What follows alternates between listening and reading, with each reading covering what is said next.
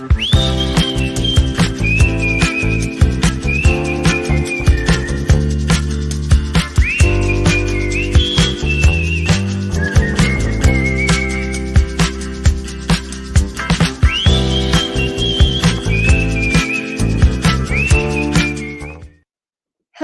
everyone. Welcome and thank you for joining us again.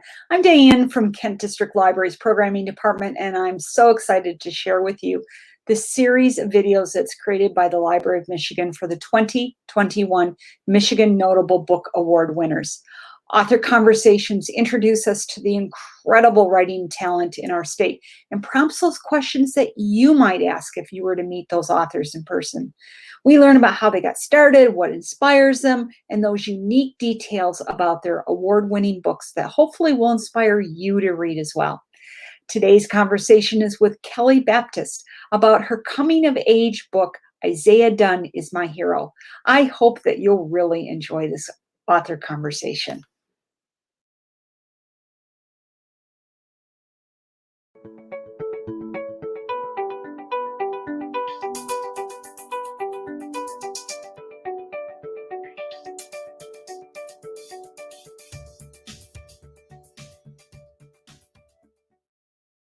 Good afternoon, everyone. This is Tim Gleisner from the Library of Michigan, Head of Collections, here talking today with the author Kelly Baptist, author of Isaiah Dunn is My Hero, winner of the Michigan Notable Book 2021 award. Kelly, congratulations and good clapping there. How are you today?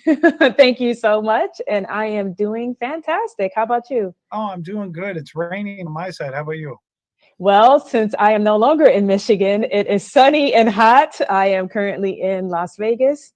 So definitely a switch in weather, a positive switch. Congratulations. Very good. Good job. So Kelly, just like I start with every author, tell us a little bit about yourself, your background, and how you became a writer. What got you into writing? I just know I've been writing for as long as I can remember. So I can't pinpoint a time where I wasn't. That's probably an easier way to answer that question. Since I learned how to write letters to my parents and my sisters, is kind of how it started. I would always write letters and put them in the mailbox and tell my dad on the way home from work, don't forget to look in the mailbox, and it would be a letter for him there. Nice. And from that point, poetry was a big thing for me. I loved rhyming words. And so I wrote a lot of rhyming poetry and then short story, longer story. So just as long as I remember, since I learned how to write, I was writing. So let me ask, where are you from originally? I am from Michigan, born and raised in Michigan. So I was born in Detroit, and then my father moved us to the west side of the state. So it's a little city called Berrien Springs, not far from the Benton Harbor, St. Joseph area, maybe about 10, 15 minutes from there. Okay. And so you've been writing as long as you can remember. So tell me, why do you write?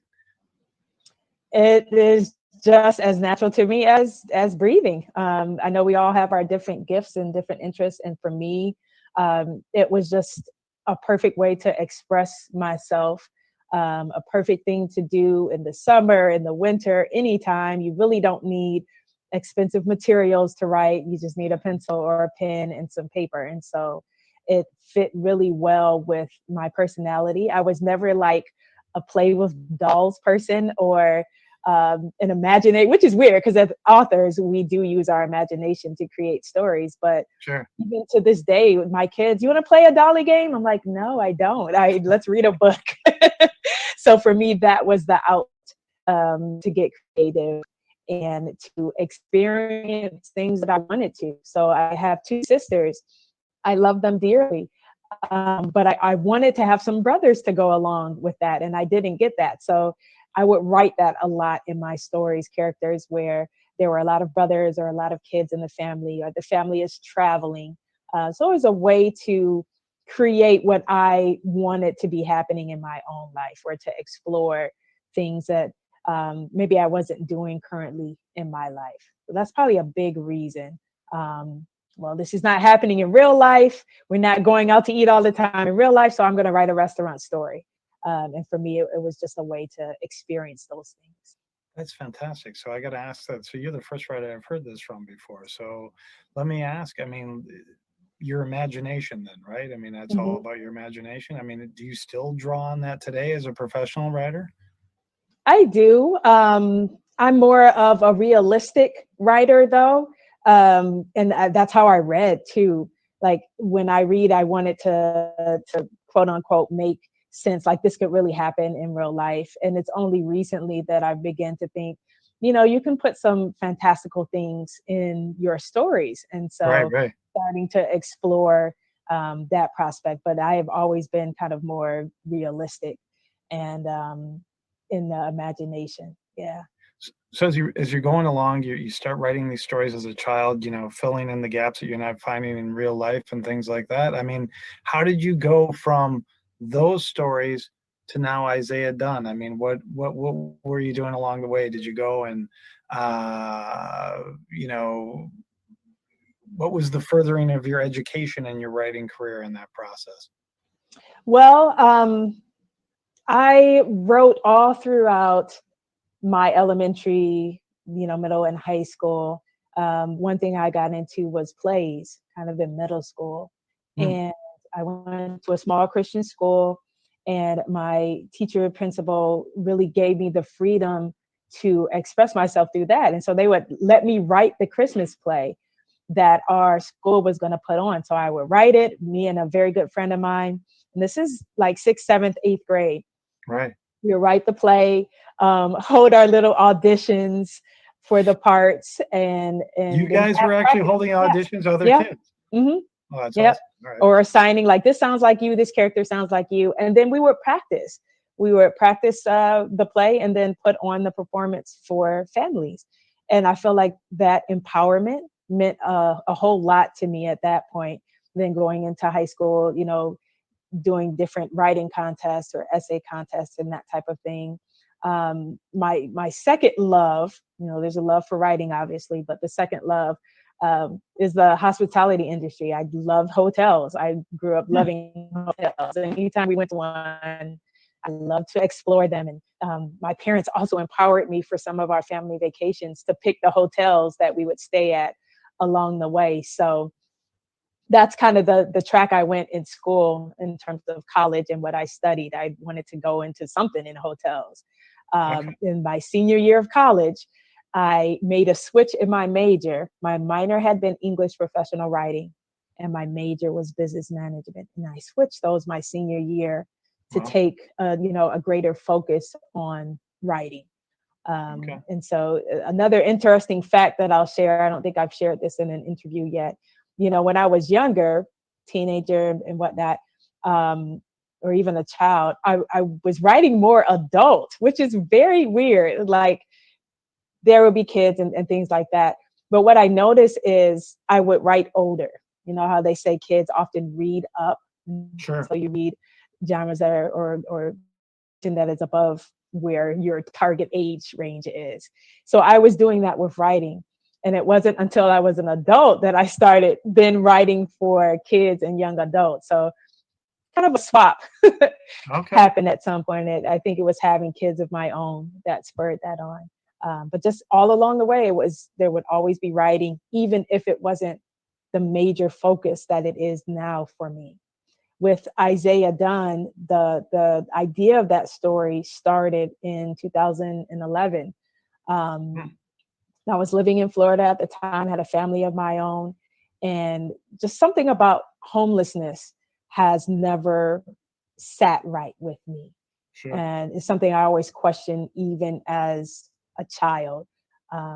My father tells the story of us visiting Washington, D.C., and we're doing some sightseeing. We came to an area where there were a lot of homeless people, and they had signs, and I would ask him, "Can I have $1?" He'd give me $1, I give the dollar. We walk, I see somebody else, "Can I have another dollar?" And we're doing this all along the street, and I'm young, 5 or 6, and Right, I'm just right. like, I just want to help. I want to help. It shouldn't be like this. And so with Isaiah, I wanted to kind of tell the story of a kid who was going through homelessness, Hmm, and how that journey would look like for a 10-year-old. We know what it might look like for an adult, and the struggles that might come for an adult dealing with it. But what if you were 10, Yeah. and you had to lose your home, and you're sleeping in your car, but yet you still have to go to school, you still have to function, you're still expected to behave a certain way Right. when you're carrying all of this pressure. So that's what I wanted to explore in Isaiah's story. So I got to ask, I got a bunch of questions now, but so one question I got to ask you, I mean, what kind of research did you do? I mean, you talk about writing realistically. I mean, like, what did you draw on stories that you had read about or heard about homelessness with children? I mean, what were you researching for Isaiah Dunn? Or were you just drawing upon things that you'd heard? Yeah, kind of more things that I've heard or seen. Okay. And it really just came from the heart, I feel, in writing his story.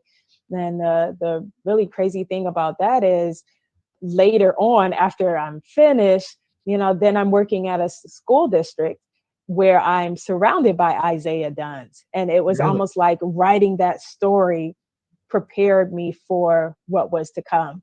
And I've been in situations where I'm picking up a parent and her child from a motel to bring them to school for a meeting that the mom had to have. Kelly, you froze. Uh-oh, No, it's am I okay. back? It's okay. Okay, I'm sorry. I thought I lost you there for a second. Good. You're back. okay. Am I still No, so here? that's fascinating. So you're working Yeah. for a school district, Mhm. and we can edit this out. So you're working for a school district where you met children who were basically inspirations, if I may say. I mean, you Mhm. didn't say that for Isaiah Dunn.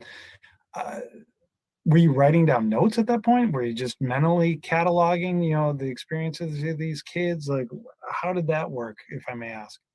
I actually love that phrase you just used, mentally cataloging. And I feel like that's what a lot of my life has been. Right. Seeing and feeling and sensing a lot of things. So yeah, I think that's what it more or less was, just cataloging those things. Um, the short story, which is in Flying Lessons, the Beans and Rice Chronicles of Isaiah Dunn, that's actually the beginning of his story. So this came before, I'm working in the district and any of that. And that story was out. I was sitting in my office one day. I was working in human resources, and across the street from my office was a shelter for women. And every now and again, I'd be looking out my window, and it'd be this one particular woman who would walk down the street with a stroller, and she'd have another child walking with her, and they'd run their errands, do whatever they were going to do for that day. Sometimes I'd see them come back, closer to when I'm getting off of work. And one particular day, I turned my head just like this, looked out the window. There she was walking with her kids, but it was freezing cold outside. Mm. And I remember thinking, it's so cold. And there she is walking still. And I said, that could be Isaiah Dunn and his Was mom and his sister. I got to ask, was this in Michigan then when you talk about Yeah, it freezing was in cold? Michigan. It's Hmm. in Yeah. Michigan. Okay. Nice, great old Michigan winter. Well, no, I only asked because, to be honest with you, that was something, as a committee, when we read your book, there were certain members who were like, this is Michigan. Hmm. This is Hmm. Michigan. This is Yeah. set in Michigan. Yeah. And it was very telling. Um, Yes. so that's fascinating. So let me get the progression right for our viewers here. So you had this short story before you Hmm. worked in the district, and then Yes. that helped flesh it out more. That you Yes. granted? Seeing her on that particular day when I looked out the Right. window, it was like, I've got to continue his story, because I never thought about continuing it before. It was the short story, entered it in the We Need Diverse Books short Right. story contest. It won that contest, so it was included in the anthology. And no, I thought that was it. Even though Isaiah originally started as a novel, I kind of condensed it into a short story to enter for the contest. So Right. he's been rounding and rounding in circles from a novel to a short story and then back to a novel again. But that sparked my desire to continue his story. I felt like this kid is not finished talking. I have real life examples all around me, and these kids need to see themselves in story. So that's what inspired me to continue. And that's what led to Isaiah Dunn is my hero. Oh, that's amazing. So I got to ask the name Isaiah Dunn. I mean, is there a significance to that name? Is there, or is it just a name you pulled out of the air? I'll let you answer. Well, I think the significance is sometimes we think of heroes as these big, mighty individuals who do amazing things. You can look at movies and you think about Superman, Spider-Man, all of Right. those. But to me, if you are a 10-year-old who has to deal with some traumatic events, that Isaiah lost his father. We know that his mom is dealing with depression Hmm. from that. Lost her job, you're losing your home, like you're responsible for your younger sister. If you are able to deal with things like that and still show up at school and try to do your best and get along, to me, that is hero activity.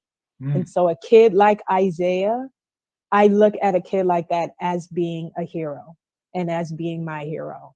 So it's not only me speaking to him, I felt like the title is me speaking to Isaiah, right. the character, but also the Isaiahs in real life as well. Like you think of yourself as maybe struggling, but you're a hero because you're still coming to school. And your clothes might smell like smoke because you're in a motel, or that they're old or they're too short. You're still coming to school and trying to give your best. That's hero activity to me. And so that's the significance of the title. That's a great. I mean, that's a great explanation. I mean, I have to ask, when you say speaking to the Isaiah Dunns of the world, I mean, for your outreach into, different communities and stuff like that, have you been able to take your book and speak to maybe homeless children, so, across the country at all, or?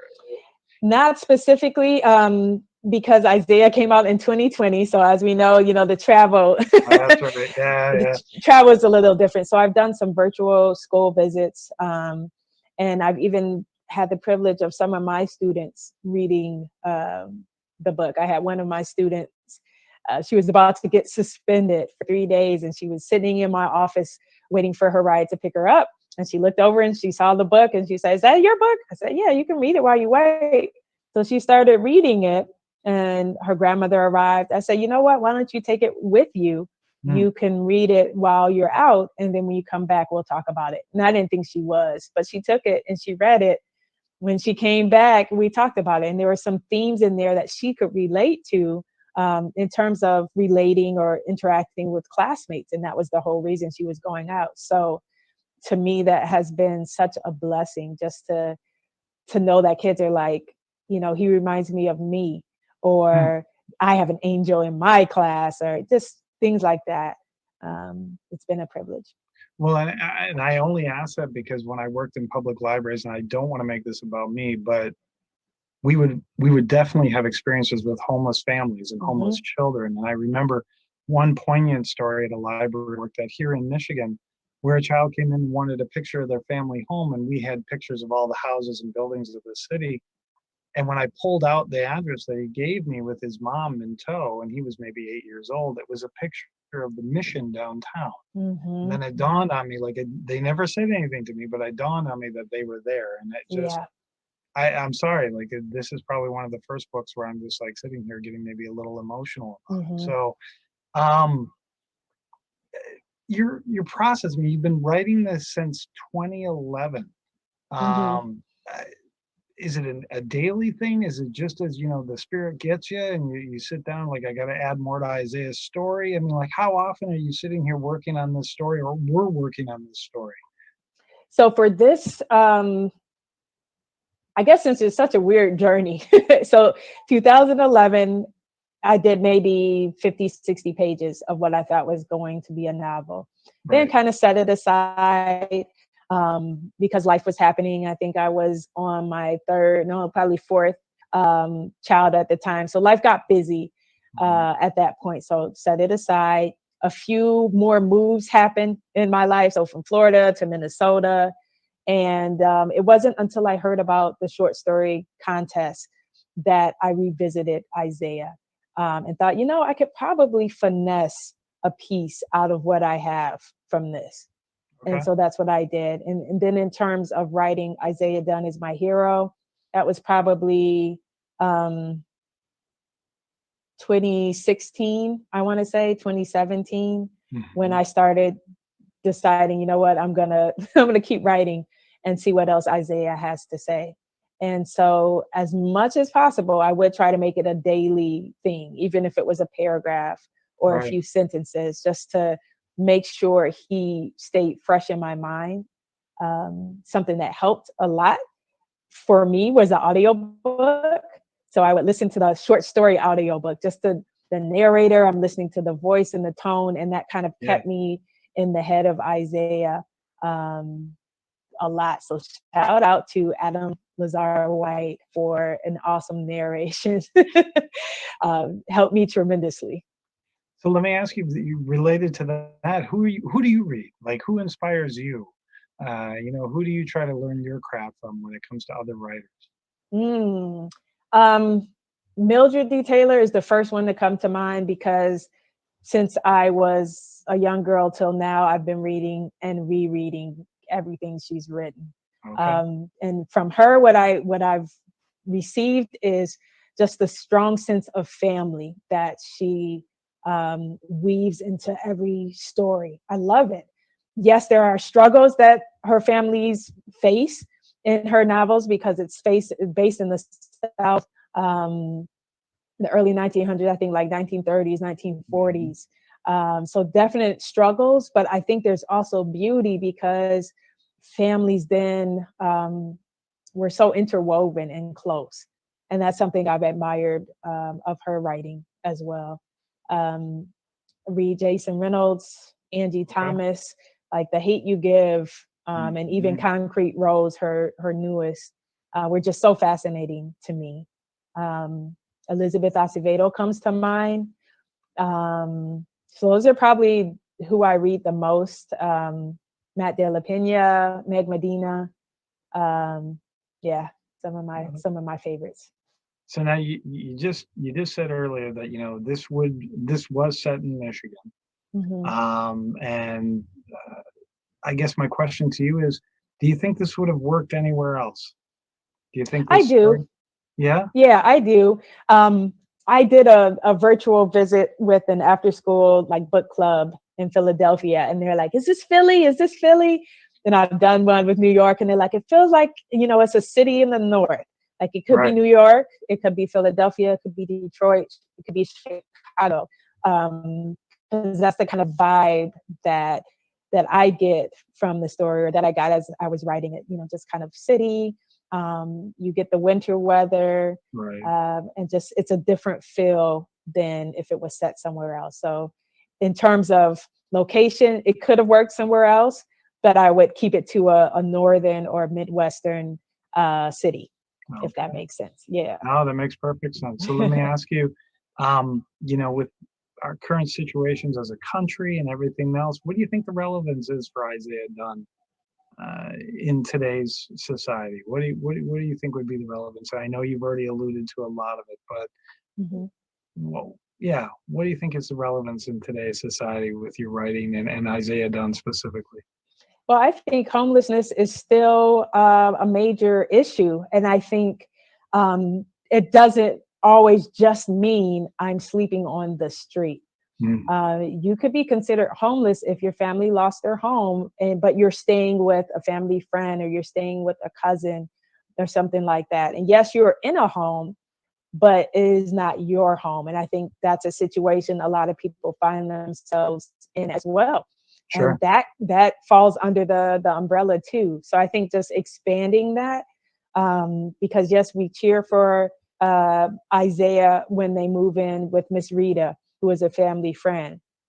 Well, technically under McKinney-Vento and anything else that would be tracking him in school and that type of thing, he would still be considered a homeless student. So I think just expanding on the definition of that and shining a lens on the impact that might have on your students. So Mm, as educators or librarians who interact and mingle with these kids, just to know that might be doing something to them. Yeah, they might appear fine, but there might be certain triggers based on that situation that we should be mindful of. And pay attention to. I think one of my biggest mantras is there's always a story behind the story. So this kid didn't just push another student out of her seat. What's going on behind or underneath the surface? So I think that is the relevance for us to take time to really understand someone's story, and not just the story they present, but the story behind the story. You mentioned one of your audiences, teachers. I mean, have you interacted with a lot of teachers about this story and about what you just said, knowing that story behind the story of a child, if you will? Yes, yeah, and working in the school, I realize how difficult it is sometimes to tune in to each individual student. If you have a classroom of 20, 25, 30 kids, Sure. And all the different personalities and the different things that they might be dealing with. So I do recognize that, and I've had teachers say, I have a kid who does this or a kid who does this, and it really helped me to maybe have an extra conversation where I might have been like, you need to go to the office. So those are wins in my opinion, because I think that's our responsibility. Some of the stuff that some of my students and students across the country are going through, as adults, we would struggle, Right. So you're 10, 11, 12, brain not fully developed. Like, how do you cope with those things? So they do need extra care, extra grace extended, I feel, and just the willingness to try to understand and make decisions based on that relationship that you build. And I mean, it's such a universal story too, right? I mean, across communities. I mean, I live in a medium-sized Midwestern city, and you hear about it in the districts, and you see it in the libraries and everything else. I mean, basically, these children in 1 year will have multiple addresses, and you're right, how they affect them. I mean, that's a really good point. So let me ask you, how did it feel to be selected as a Michigan Notable Book Author? It was such an honor. This being, well, I'm not there right now, but that being my home state, it was such an honor to be recognized in that manner, and to know, if you've read the story, you see that there are Pistons jersey references and things like this. So little clues to let you know where alliances, however painful it might be to have those alliances, so it felt like a great honor to be recognized and to have that story be recognized. Well, it's a fantastic book, and I really want to thank you for it. And I know the committee wanted to thank you for it, because it is just a fantastic book. And thank you to all our viewers. And Kelly, do you have anything to add at the end today? I just always like to encourage, like I said before, to be kind, to be empathetic, and it doesn't hurt you to do that. And so whether you are a student or a teacher, you're a classmate, you're a teacher, even adults, like we go through things as well. And, it's so beautiful when a kid is like, I hope you have a good day, or just smile and say good morning. That does something to us, even as adults. So that free flowing, good vibes is what I would encourage, and what I hope people get from the story, to look for the story behind the story. And actually, I got one more question for you. Does Isaiah still speak to you? Does he Yes. still have more to come? Does Yes. he still have more to come? Yeah, I am actually doing revisions on a sequel to Isaiah Dunn Is My Hero. So Isaiah is still talking, so I will continue to write, and hopefully that will be coming up real soon here. Oh, fantastic. Well, thank you very much. And thank you to all the viewers today. We've been sitting here with Kelly Baptist, author of Isaiah Dunn Is My Hero, winner of the 2021 Michigan Notable Book Award. And Kelly, thank you so much for being with us today and really sharing your story. Thank you for having me. I appreciate it. Thank you so much. Not a problem.